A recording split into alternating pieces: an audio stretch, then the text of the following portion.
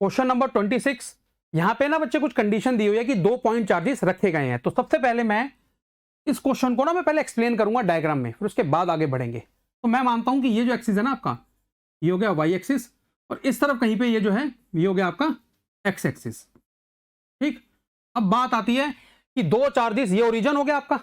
अब यहां पे कौन सा चार्ज रखा हुआ है, एक्स इक्वल टू 0 पे प्लस 16 क्यू रखा हुआ है। यहां पे मैं रख देता हूं प्लस 16 क्यू, और वहां से पॉजिटिव कैपिटल एल कोऑर्डिनेट पे कौन सा रखा हुआ है, -4 क्यू। तो यहां रख देते हैं। ठीक है, कितना हो जाएगा, ये कितना डिस्टेंस हो गया आपका, एल हो गया ना कोऑर्डिनेट, तो ये हो गया आपका -4 क्यू।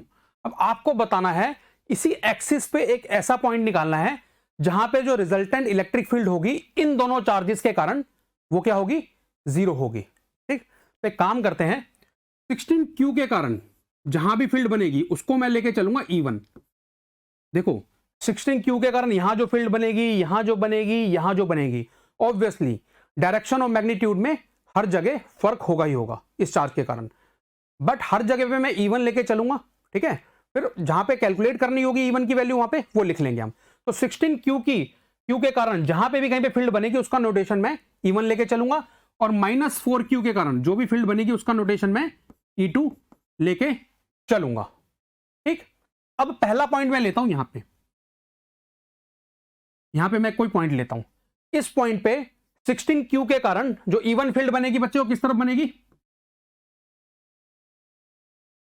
पॉजिटिव चार्ज है उसके कारण यहां पे फील्ड अवे बनेगी, बिल्कुल क्लियर। नेगेटिव चार्ज के कारण E2 फील्ड बननी चाहिए, तो इसी पॉइंट पे अगर मैं E2 बनाता हूं तो वो क्या बनेगी, टुवर्ड्स द नेगेटिव। आपको पता ना पॉजिटिव चार्ज के कारण लाइंस अवे बनती है, या इलेक्ट्रिक फील्ड अवे बनती है किसी पॉइंट पे, और नेगेटिव के कारण टुवर्ड्स द नेगेटिव चार्ज बनती है। तो इस नेगेटिव के कारण जो फील्ड बनेगी यहां पे इस तरफ E2 बनेगी। तो बच्चे यहां पे पॉसिबिलिटी है कि इन दोनों का अगर मैग्नीट्यूड इक्वल हो जाए तो क्या होगा, नेट फील्ड, जो हमें क्वेश्चन ने बोला ना कि resultant electric field due to this charges is 0, तो यहां पे इलेक्ट्रिक फील्ड 0 हो सकती है। वो तब हो सकती है जब E1 और E2 की वैल्यू सेम हो जाए, इनका जो मैग्नीट्यूड है वो सेम हो जाए। बट बात यही है, क्या इनका मैग्नीट्यूड यहां पे सेम हो सकता है। देखो इलेक्ट्रिक फील्ड का किसी भी पॉइंट चार्ज के कारण रिलेशन क्या होता है, वो होता था 1/4 pi epsilon not charge upon distance का स्क्वायर। तो electric field is proportional to charge and electric field is inversely proportional to distance का स्क्वायर, ये हमारा कॉन्सेप्ट रहता है।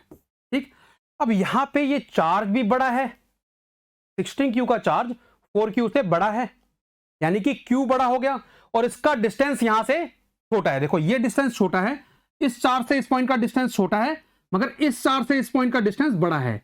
इसका मतलब 16 क्यू के कारण जो E1 बनेगा, यहां पे E1 फील्ड बनेगी वो बहुत बड़ी होगी एज कंपेयर टू जो E2 फील्ड बनेगी 4 क्यू के कारण, क्योंकि एक तो चार्ज भी छोटा है और डिस्टेंस भी ज्यादा है ना, इनवर्सली होता है ना। तो न्यूमरेटर जो है यहां पे वो बड़ा हो गया, और ये जो आपका डिनोमिनेटर है डिस्टेंस वो छोटा हो गया, किसके कारण, 16 क्यू के कारण। तो यहां पे मैं कह सकता हूं ये कंडीशन तो पॉसिबिलिटी है ही नहीं। यहां पे आ क्या रहा है आपका, E1 is going to be very very greater than E2, तो यहां पे 0 नहीं हो सकता। ठीक है, अब इन दोनों के बीच में कोई पॉइंट कंसीडर करते हैं। इन दोनों के बीच में मान लो मैं यहां पे एक पॉइंट लेता हूं, तो उस पॉइंट पे +16 क्यू के कारण फील्ड किस तरफ बनेगी, अवे बनेगी, तो E1 इधर बनने वाले हैं, और -4 क्यू के कारण भी उधर ही बनेगी टुवर्ड्स द नेगेटिव चार्ज। तो -4 क्यू के कारण E2 फील्ड होती है, वो भी इस पॉइंट पे थोड़ा सा नीचे बनाया था, E2 इधर ही बन जाएगी।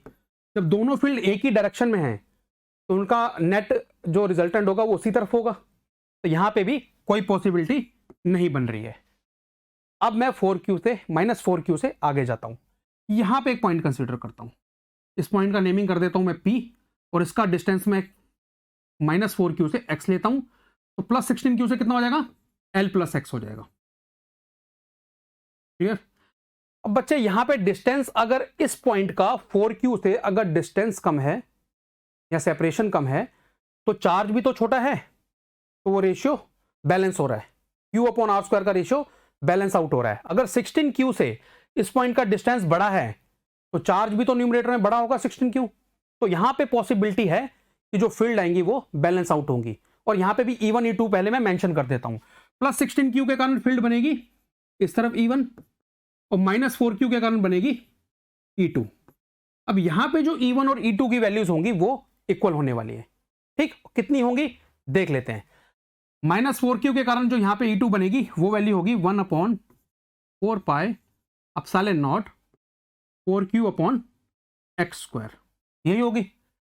और +16Q के कारण L + x डिस्टेंस पे इस पॉइंट पे जो फील्ड बनेगी उसको भी मैं इक्वल ही रख रहा हूं, क्योंकि मैं चाहता हूं कि वहां पे E1 दोनों की फील्ड कैंसिल आउट हो जाए और यहां पे जो नेट E आ रहा है, ठीक है ना, नेट फील्ड एट P वो हमको 0 चाहिए ना। उसकी पॉसिबिलिटी है, क्या पॉसिबिलिटी है, x का L कैपिटल L की फॉर्म में आंसर निकालेंगे, लोकेशन निकालेंगे और फिर 4 ऑप्शंस में से चेक करेंगे। +16Q के कारण यहां पे कितनी फील्ड होगी 1/4 pi epsilon not 16Q/L + x का होल स्क्वायर। तो बच्चे Q कैंसिल आउट हो गया, 4 पाई एप्सिलॉन नॉट कैंसिल आउट हो गया। ठीक, 4 से 4 चला गया, आपकी यहां पे रिलेशन आएगी L + x का स्क्वायर = 4x²। दोनों तरफ स्क्वायर रूट करेंगे, दोनों तरफ स्क्वायर रूट करोगे तो आपका बचेगा L + x = 2x, L = 2x - x। ये आपका आंसर क्या आ जाएगा, x किसके बराबर आ जाएगा बच्चे, L के बराबर। x किसके बराबर आ जाएगा आपका, x = L। जब x आपका L के बराबर आ गया है तो इन्होंने बताया है कि location of the point on the x axis, यानी ओरिजिन से बताना है। आंसर आपका L दिया है कहीं पे, शुक्र है नहीं दिया, अगर L दिया होता तो उसको मत लगाना, ठीक है, गलती से मार्क मत करना। आपको ओरिजिन से इस पॉइंट की लोकेशन बतानी है, वो क्या है L + x, वो क्या है आपकी L + x। और x का आंसर क्या है L, तो L + x का आंसर क्या आ जाएगा L + L, यानी कि 2L आपका आंसर होगा। 2L ओरिजिन से 2L कोऑर्डिनेट पे या 2L x एक्सिस पे 2L डिस्टेंस पे लोकेशन जो है इस पॉइंट की, वहां पे नेट फील्ड 0 हो रही है, इसीलिए मैंने वहां पे दोनों फील्ड्स को इक्वेट करके x की पर्टिकुलर वैल्यू निकाल ली। क्लियर है, तो आंसर हमारा क्या होगा यहां पे, ऑप्शन नंबर डी।